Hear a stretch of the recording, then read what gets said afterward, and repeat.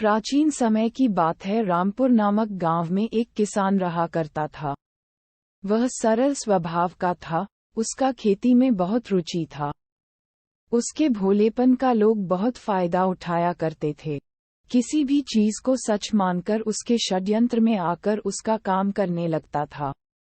उस भोले किसान की पत्नी प्रतिदिन समझाया करती थी कि तुम्हारे सरलता का लोग दुरुपयोग कर रहे हैं। तुम्हें जो कहते हैं तुम उसे सच मान लेते हो। किसी के भी बहकावे में मत फंसो, उसे उसकी पत्नी ऐसे रोज समझाती थी।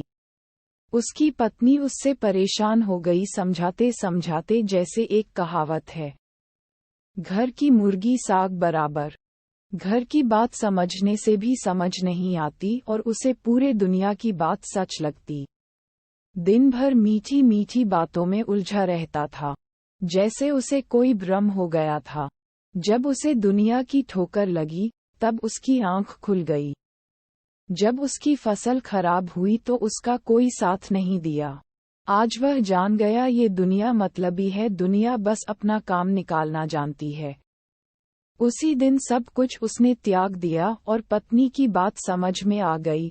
वह किसान वन में जाकर भगवत मार्ग से चलते हुए भगवत साक्षात्कार कर लिया। उस किसान को समझ आ गया कि सब मोह माया है।